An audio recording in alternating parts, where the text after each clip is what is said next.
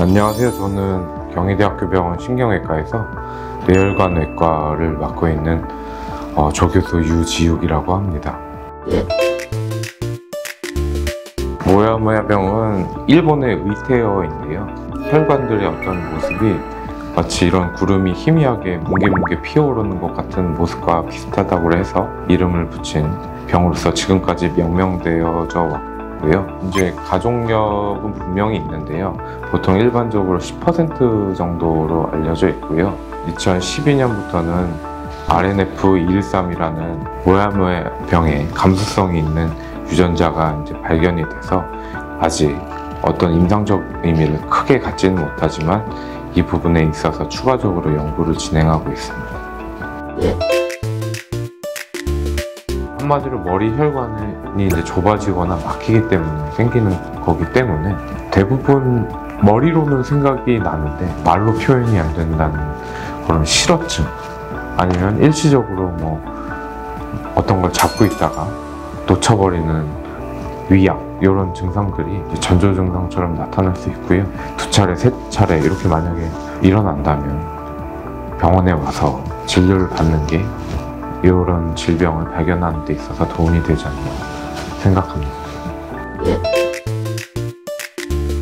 두 가지 이제 호발 연령대가 있고요. 첫 번째는 사춘기 이전에 3세부터 14세 정도 되는 이런 연령대가 호발 연령대고요. 두 번째 호발 연령대는 이제 40대 이후에 40에서 55세 이 사이에 연령대에서 두 번째로 많은 환자분들이 발견되고 있습니다. 이 두 가지 연령대가 있는데요. 특이할 만한 점은 소아 환자들은 뇌출혈이 아닌 뇌경색, 혈관이 막혀서 발생할 수 있는 뇌경색 증상이 95% 이상에서 증상이 나타나고요. 반면에 대한민국 그리고 또 일본, 대만 같은 이런 극동아시아의 성인 남자들은 뇌출혈을 증상으로 오시는 환자분들이 그래도 한 40%에서 50% 정도로 발견되고 있습니다. 하지만 이런 뇌출혈 모야모야병 환자들이 일반적으로 좀 더 예후가 나쁘기 때문에 적극적인 치료가 필요하지 않나 이런 생각을 하고 있습니다.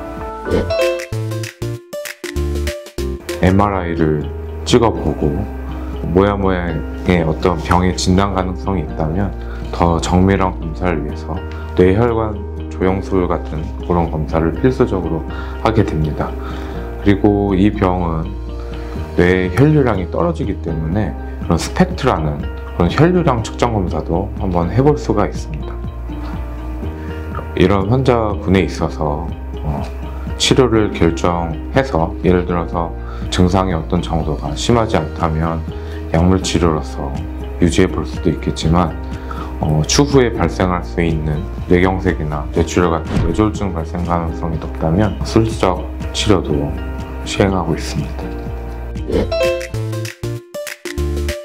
사실 음식에 관해서는 특별히 가려야 되는 것은 없다고 생각을 하고 있습니다. 당연한 얘기겠지만 술이나 담배 같은 것들은 가능한 피하는 게, 특히 담배는 피우는 행위만으로도 혈관이 이제 좁아지는 작용이 있기 때문에 가뜩이나 이제 모야모야병 같은 환자들은 혈관이 좁아져서 발생하는 뇌졸중의 어떤 위험이 있는 환자분들인데 담배까지 피게 되면 그런 뇌졸중 발생 가능성이 높아질 수 있다는 예측을 충분히 해볼 수 있을 것 같습니다.